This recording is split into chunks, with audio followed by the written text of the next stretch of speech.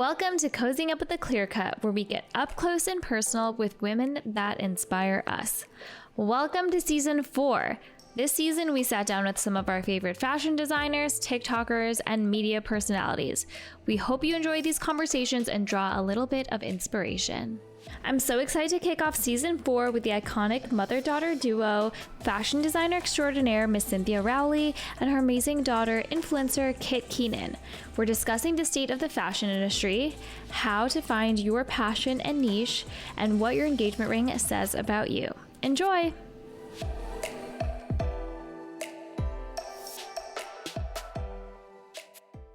Hey everyone, and welcome to Cozying Up with the Clear Cut, where we get up close and personal with women that inspire us. Today we're doubly lucky because we have the amazing mother-daughter duo. We have Cynthia Rowley and Kit Keenan here with us today. Thank you so much for joining us. Thanks for having us. We're so excited. Yeah, I'm like so fans. excited because I'm a big fan of both of yours separately. So having you here together and hearing your story is going to be so exciting. So Cynthia Rowley is obviously the fashion designer, founder of amazing brand Cynthia Rowley. I'm actually wearing one of your dresses today. Oh, thank you. And Kit Keenan is obviously influencer, fashion influencer, beauty influencer, and you've seen her on The Bachelor. So yes. I kind of wanted to know what sparked both of your interests in fashion, and maybe we can start with you. Is it okay if I call you Cynthia? Of course. Okay. Yeah. What initially sparked that, interest in fashion when you were growing up? I mean, I always was interested in clothes. Like there's stories my mom tells where I wore a big white crinoline and a little pink cardigan and, shiny black patent leather shoes like every day for a year and a half. There's those kind of stories.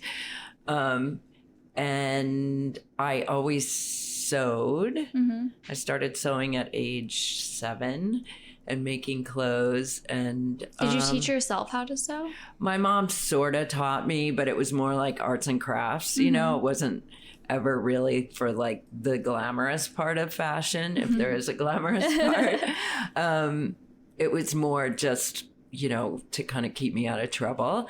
And then eventually went to art school at the Art Institute in Chicago, switched from painting to fashion there and sort of put my drawing and painting and sewing all together as one discipline and just started, never had a real job ever.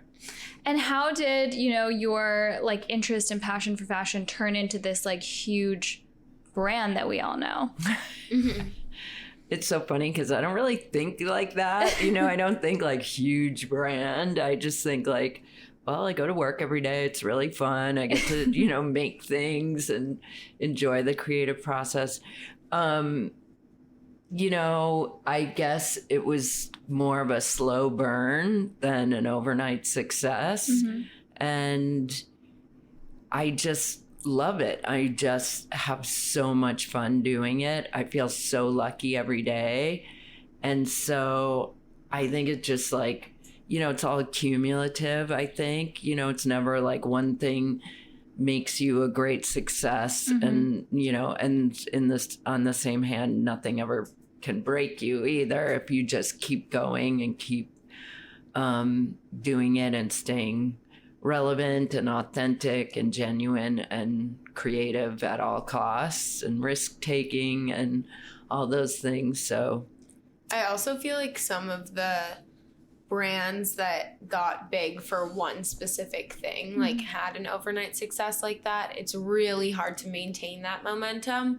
Whereas if you have like the creative vision overall and it's more of a slow burn, sometimes I feel like that is how you maintain a brand long term because you're always evolving rather than just having like a one star product. Yeah, one hit wonder, one trend. Yeah. Reinventing every single day. And I think people can be impatient, right? They want to have like the big blow up, but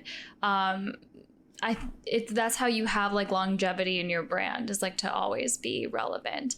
Kit, how did your growing up with a fashion designer mom inspire your passion for fashion?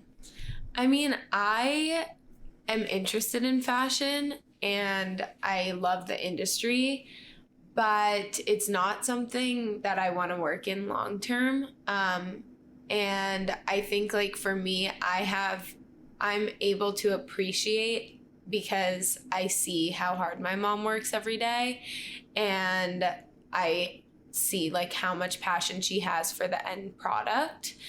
And so I can like appreciate from the outside, but I don't want to work in fashion because I think there's also like some moral issues that I have with the industry and just things that like I've grown up seeing. And that's not to say that like efforts in sustainability and stuff like that are just like a lost cause.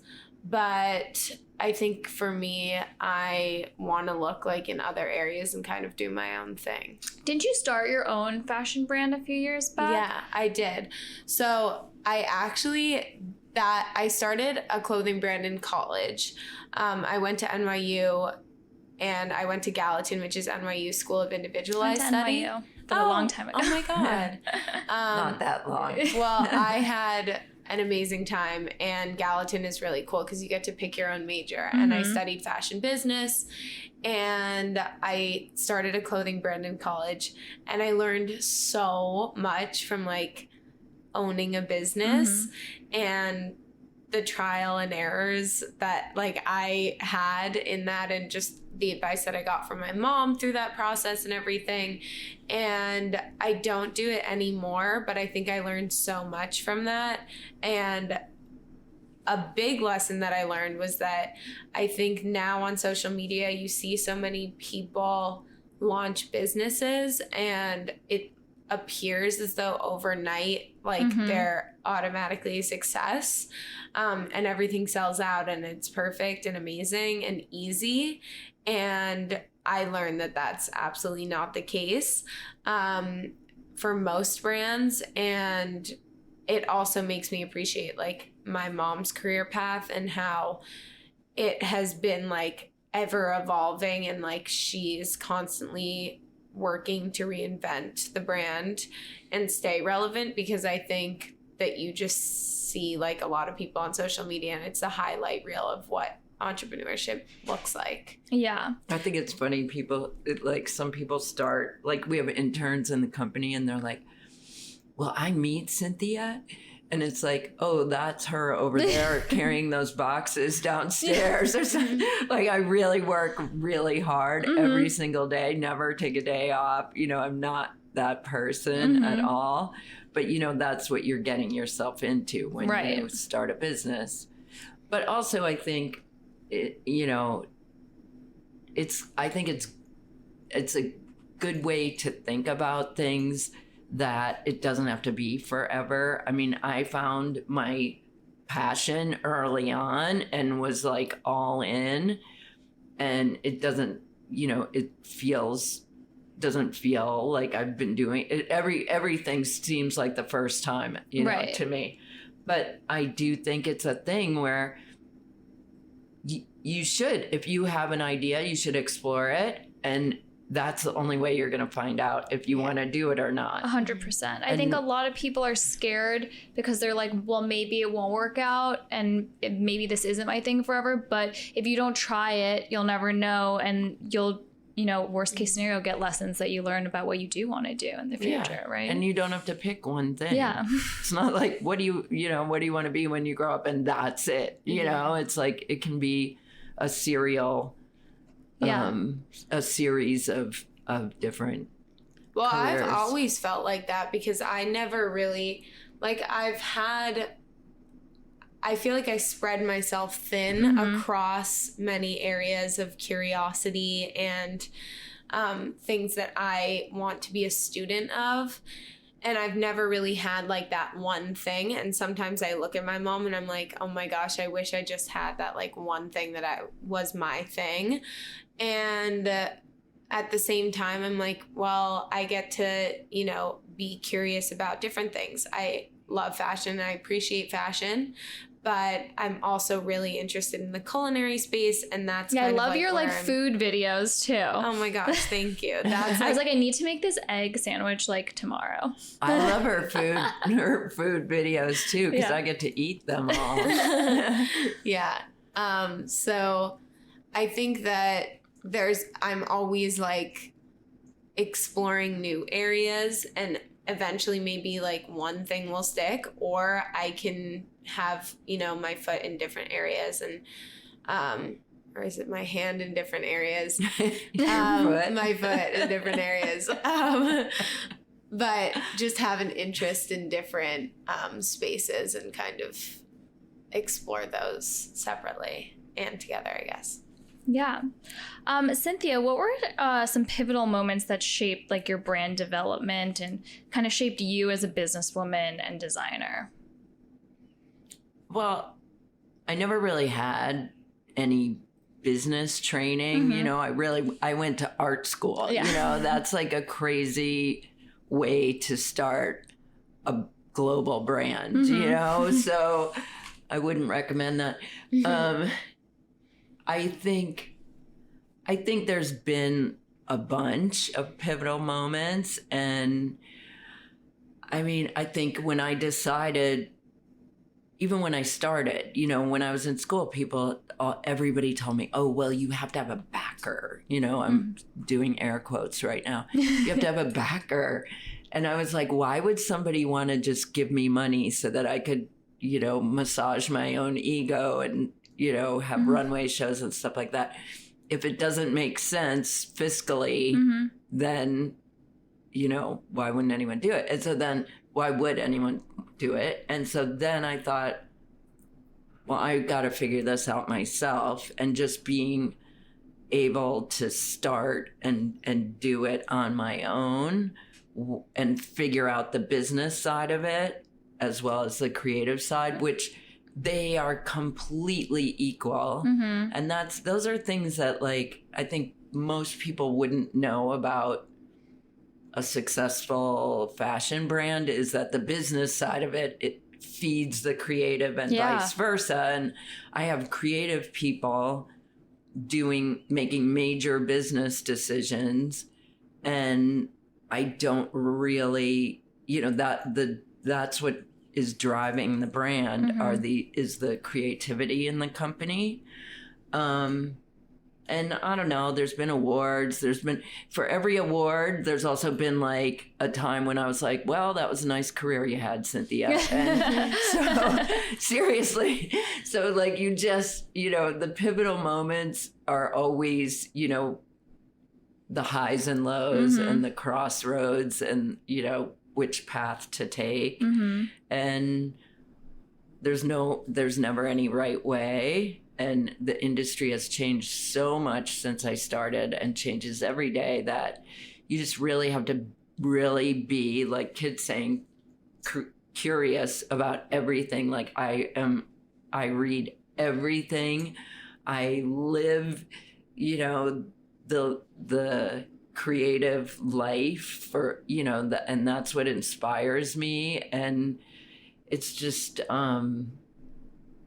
probably not one pivotal thing. Although I do think when I had the opportunity to learn about making wetsuits and get really into the surf industry and functional sport clothes, that is for me a really pivotal point in my career that has defined and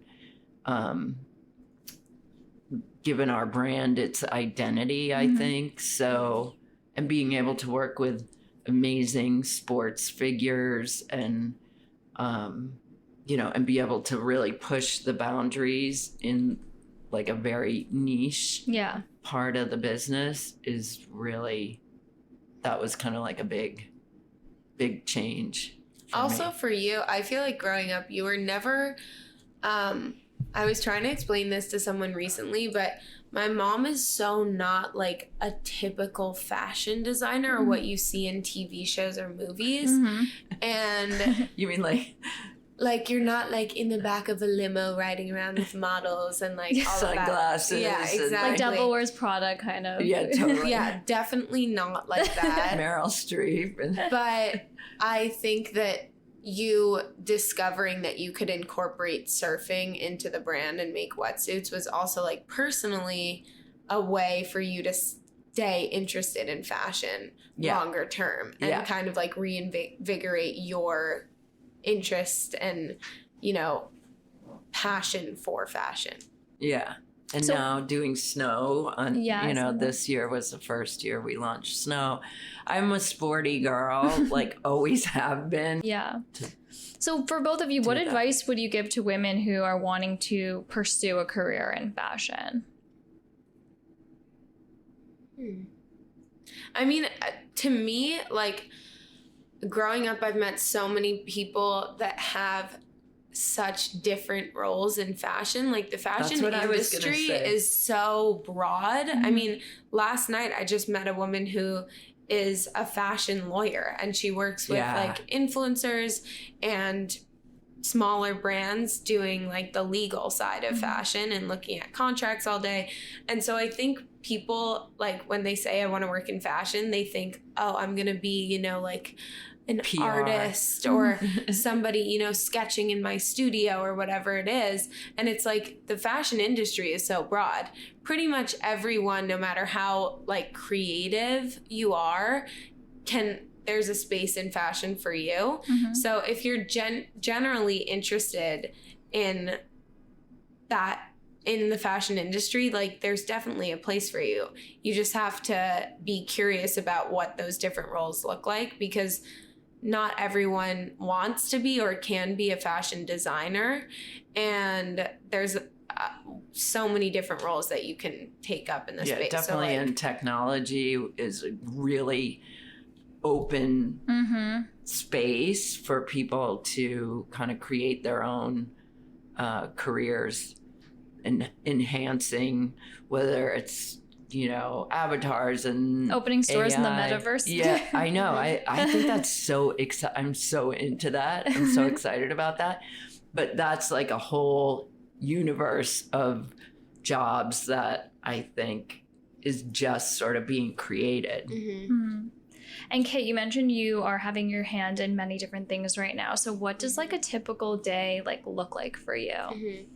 Well, when you asked me what I wanted my job title to be for this podcast, I definitely got a little bit stressed because I feel like I've never, well, everyone has always hated the term influencer and like tried to use other terms Like content creator. Yeah, to exactly like content creator to kind of sub in for it. But like right now, I love doing social media full time. It's an absolute dream. Like I get to travel and work wherever I want to, and I get to work with like my favorite brands in the world. And for me, like right now, I'm really focused on the culinary space. So I am definitely like a student of that world right now. And I'm just learning from the, you know, creators and the people in the space that came before me. So that's been really interesting. And I'm just like going with the flow a little bit now. I graduated college last year. Wow. And this has been like the most insane year of my life and so fun, and so many incredible opportunities have come up for me, and I've just been saying yes to everything. And that has been like an absolute dream. Right now, I'm like, I have big dreams in the culinary space and like with my cooking content, and I'm just dipping my toe in different areas to see like what my audience wants to see more of in terms of that. But like for me, I've been on social media for so long, and I've been doing, like, I was doing content creation and influencer work all through college. And there has been many, like, versions of me online. And I think sharing more of my cooking content has really made me, like, want to be online again and want to connect with my audience, because it's what makes me the most happy to hear people like respond to. I personally love it. Like when people say, oh, where'd you get that top or whatever? Can you link this for us? Or I like that outfit. I'm like, that makes me happy. But when I see all of like the tagged photos of people making my recipes and like even coming into my mom's store manager will say something to me like, oh my gosh, this woman just came in and she said she made your recipe for Christmas dinner. And like, that's what makes me the most happy right now. So I'm kind of focusing on that and like pushing towards that right now. Hey everyone, Olivia here. Hope you're enjoying our episode. Our Clear Cut collection features fine jewelry pieces inspired and designed with you in mind. Our collection is ever changing and each piece is handmade and made to order here in New York City. Don't forget to check it out and use the code COZY, COZY, for free shipping on any purchase. Where did you first start, like, having an interest in food and the culinary space? Well, we always cooked together growing up, and I feel like that was our bonding time because my mom works so hard, and, like, at the end of the day when she comes home, it's like we get to be in the kitchen together. It's like a meditative I love doing that. Yeah. After like a long day of work, just like making something yummy. Yeah. Yeah, especially, I mean, now I'm like filming what I cook a lot, but really like my happiest moments are when I'm in the kitchen with no, phones or anything around, because it's like another time, which is why we love surfing so much too. It's like a time when you have to be so focused on the manual, and that's how it's an act of mindfulness, I guess. So I think I actually remember you saying that on The Bachelor. Yes, that actually, you like to cook on there. my like one-on-one date during my season, we cooked together. So that was really meaningful for me because I've always had like this love for cooking and like how it brings people together. So. And I think we were all like introduced to you, or a lot of your fans were introduced to you on The Bachelor. What made you decide to go on? I mean, I was in Zoom. I was on Zoom like at NYU at the time, and I was just like, this is the only time I'm going to be able to take a semester off or kind of take a pause on my life like this. So I decided to go for it. Yeah. And what was the experience like? Oh, it was incredible. I met so many amazing women, and I like had the best time. So yeah, it was definitely a risk worth taking. Awesome. And I know that you both have a podcast together. Can you tell us what inspired you to start that, and what's it like working together? Speaking of bonding, that was like our one time a week where we were like, okay, we have an hour and we're just going to sit down and talk. So we started our podcast almost a year. Maybe a year or two ago now. And it's called Ageless. And really the premise behind it is the fact that my mom is basically like a 13-year-old stuck in a mom's body. And I'm like a very old soul, and I've always been told that. So that's kind of how like our dynamic works. My mom is more of an optimist, like sees the glass not even half full, like overflowing. I envy that. I am definitely a realist. So the way we approach topics around wellness and cooking and then fashion and beauty is very different. And I think it's an interesting dynamic that people love to listen to. Also, I'm so low maintenance. Like, I know nothing about beauty products, hair products, like any of that stuff. So it's like the yin and yang of those. That conversation is kind of funny to hear. I think that's funny. I have a similar dynamic with my mom. She's like a really young spirit, and I'm always like the serious, like realistic one. So it's funny to see that with you guys too. So you kind of grew up like in the public eye, and you're in the public eye now. Like, how do you deal with like any sort of negative criticism, whether that's in like your personal life or work life or just people online, because you're putting your content out there all day? Like, how do you deal with like haters or trolls?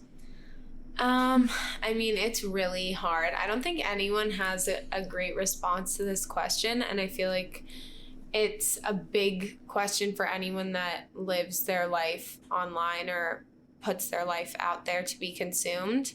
I think one thing is, like, just because somebody's putting their life online doesn't mean that they're asking for criticism. So I would say, like, for me, when I see those sorts of comments or DMs or just like hate online, I try to think about all of the positive comments that I get and all of the support that I have. And that's hard because you're like, as humans, I feel like we're just trained to focus on the negative.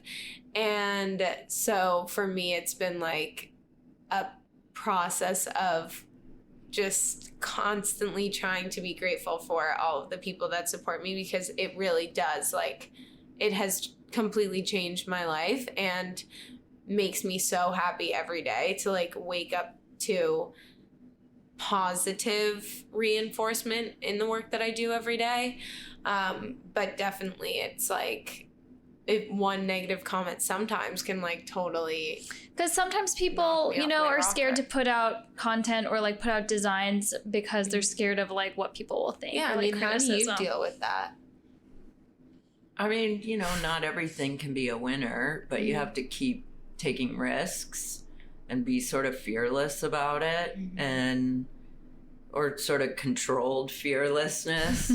And, you know, at this point, I think I pretty much know my audience really well. And, you know, hopefully I push them along in their fashion journey, but still give like the real CR experience along with that.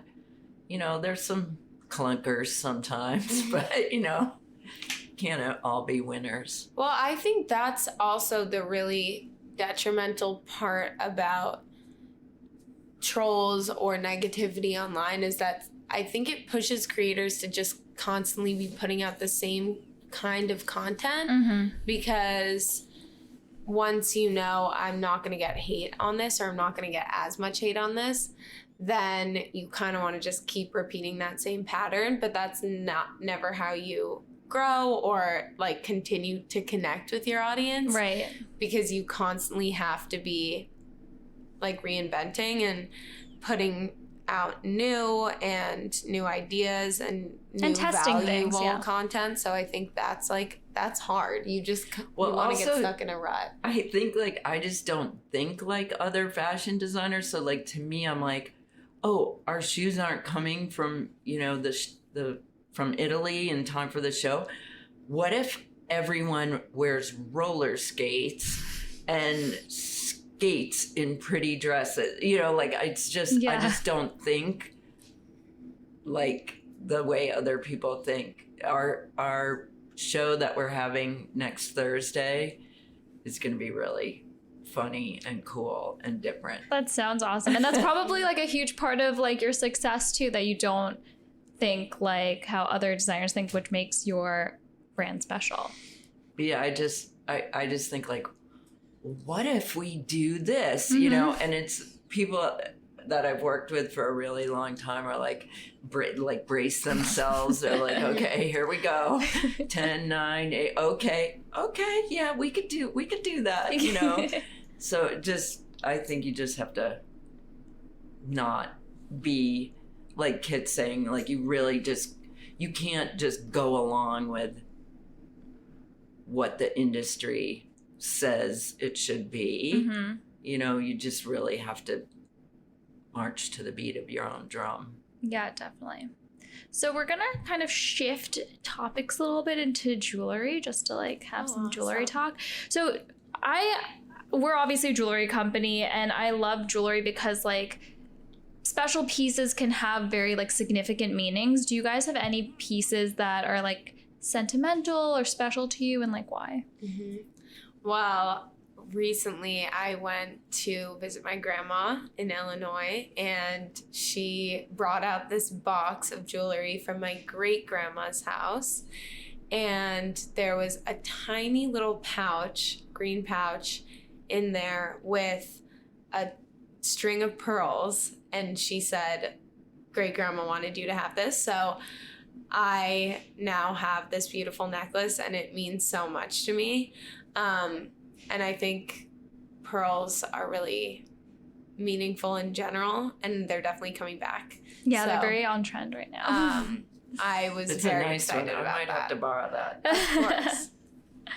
I would say for Mother's Day, like 3 or 4 years ago, I had these rings made for me and Kit and Gigi, my younger daughter, and they're just watermelon tourmaline rings, and we all three have them, and I think that's kind of sweet to have all matching. Yeah. I that's also have a sweet. signet ring that I had engraved like initials, but it's actually a small M, big O, and a small M again.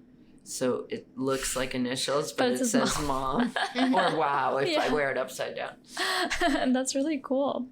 If you could wear only one piece of jewelry, what would it be? I don't like not wearing earrings, so I think I would say earrings. Like, I love rings, I love necklaces, I love even bracelets, but earrings, like, I feel naked if I don't have anything Same. in my ear holes. One piece. It's hard because I'm so active that I end up not really wearing that much, or I wear it, then I take it off. I'm not Like, totally... you switch, you're constantly switching. I switch it around. Yeah. I switch it around. I have this necklace that Jessica made me. Yeah. That's pretty. Yeah, I think I wouldn't have just one. Okay, that's fine. And what jewelry trends are you seeing for this year?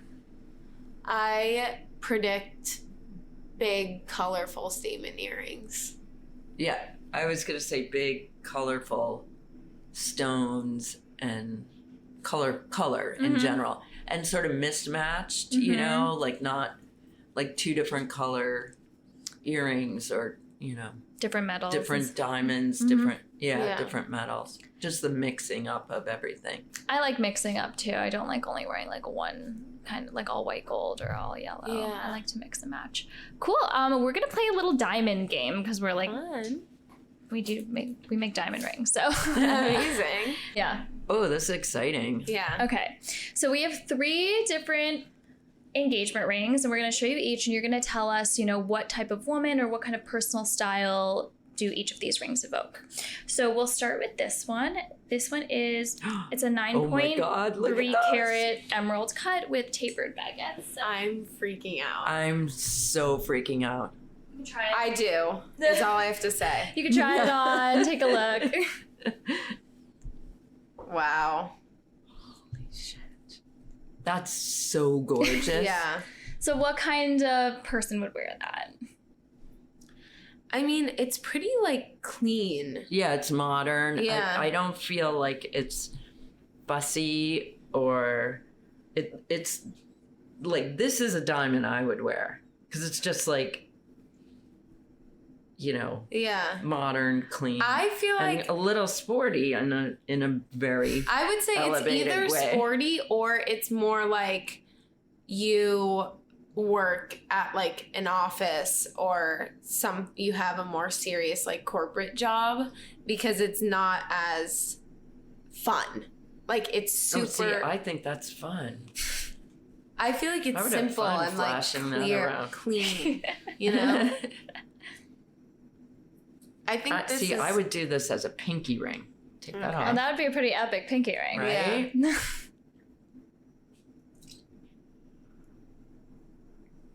That's amazing. I love pinky rings. Yeah. It's a casual 9-carat pinky ring. Yeah, exactly. Dang. Yeah, that's beautiful. Stunning. So I someone don't know if I with can take any with more. a modern style. Yeah, I would say modern style, maybe younger. I'm thinking office. I'm thinking more corporate because I don't know. This ring is huge, but I'm saying just the size Style, yeah. and the style. I would So say sparkly. more. I know. Oh my God.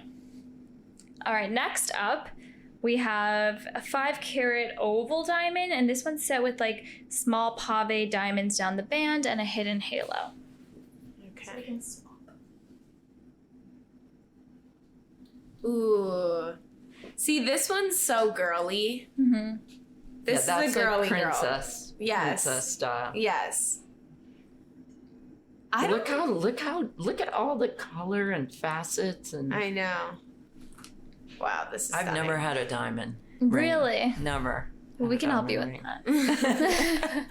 Isn't that crazy? Yeah. I've never had one. This is giving me girly girl, but I would say somebody who works in like a more creative, maybe like social media, marketing. Yeah. So beautiful. So beautiful. Obsessed. So more of like a feminine style. Yeah, feminine style, I would say. Definitely. Last but not least, we have an 8-carat radiant cut with trapezoid side stones. Okay. Oh, square. Ooh. I like the square. Okay, this is giving like mob wife vibes. Yes, in the best Yeah. possible way. Like when in Married to the Mob, when he says, "How much do you need?" Talking about how much cash she needs to go shopping, and she goes like this. Oh, yeah. Like 2 inches. Yeah. Oh my God, that's beautiful. This is like badass. This is mob wife vibes for sure. But Love. so you wear that with like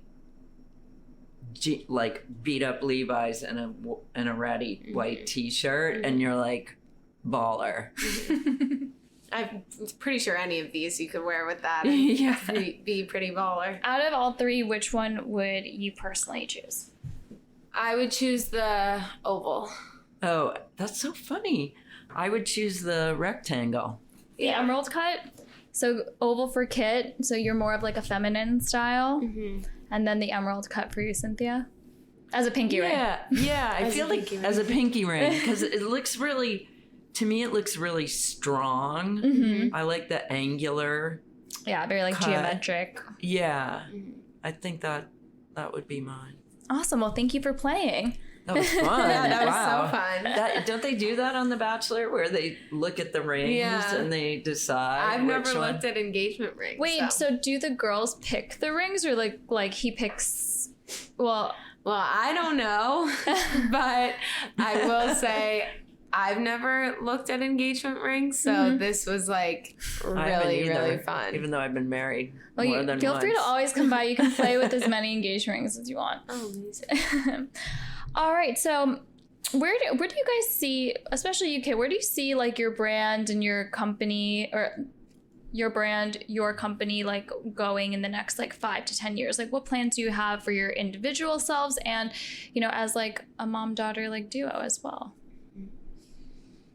5 years. That's a Yeah. long time. You know what? 5 years?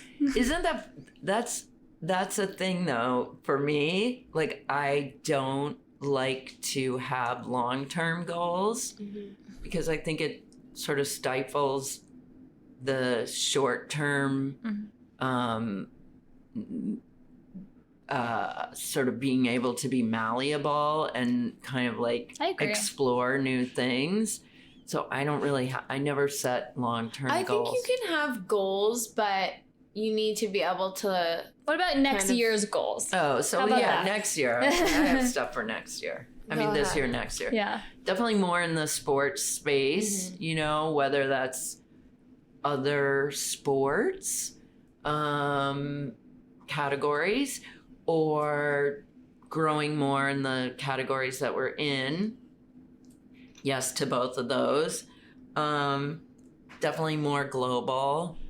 Probably opening more stores in sort of interesting cities that I think are exciting. Maybe Nashville, maybe Austin, maybe, places How's like retail like changed since COVID for you? Is it like back fully or? It's amazing. Knock wood.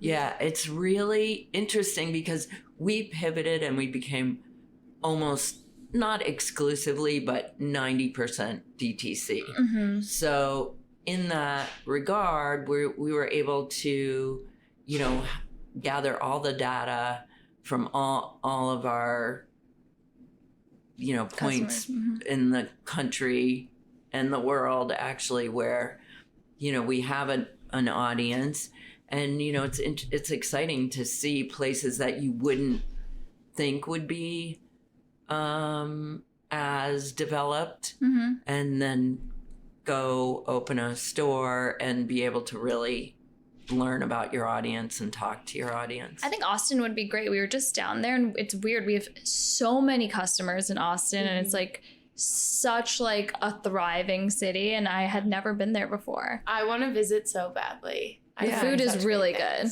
Yeah. Dallas and Austin are like definitely on my list. Yeah, those are on my list too. For me, I would say I want to become more established in the culinary world. I would love to do like more on-air stuff and hosting and fun stuff in like the culinary space. Also maybe a product collab to start off. And then I also want to figure out how I can use my cooking content to give back, because I think there's so many like areas that cooking and the culinary world touches that are amazing opportunities to give back. So I would love to figure out what that looks like for me. And what are some like exciting projects we can like look forward to in the near future from you both? Well, I don't know. I don't even know what next week. Yeah. I don't even know. There's so much stuff. Yeah. I'm doing something in Marfa at the Marfa Invitational, which is kind of an art performance. Cool. Which is really scary for me, but I always say if you're not a little bit scared, why bother?